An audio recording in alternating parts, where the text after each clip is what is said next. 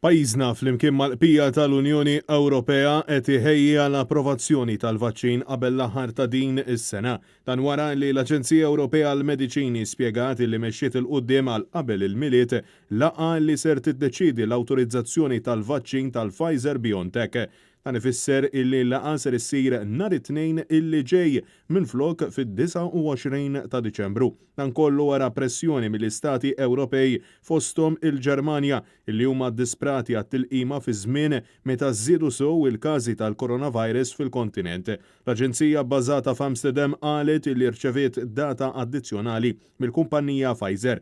L-Aġenzija Ewropea spjegat ukoll li se jsir minn kollox biex titwitta triq lejn it-qassim mill-aktar fis tal-vaċċin. Il-kap tal-Kummissjoni Ewropea Ursula von der Leyen laqet l-aħbar u qalet li t-tilqim fost l-Istati membri x'aktarx li jibda qabel l-aħħar tas-sena. Intant, tul il-jum ta' tlieta ġie mħabbar li l-vaċċin tal-kumpanija Amerikana Moderna huwa sikur u għandu effettività ta' 95%. Dan ifisser li bdejn l-aħbar infetħet l-awtorizzazzjoni ta' tilqim tal-emerġenza permezz ta' dan il-vaċċin fl-Istati Uniti. Għalaqsant jekk il-vaċċin ta' Moderna jkun approvat mill-panel tal-Food and Drug Administration ser tkun it-tieni tilqima kontra l-COVID-19 li ser titqassam lil poplu Amerikan wara illi fil-bidu tal-ġimgħa li għaddiet l-Amerikani bdew jitlaqmu bil-vaċċin tal-Pfizer BioNTech.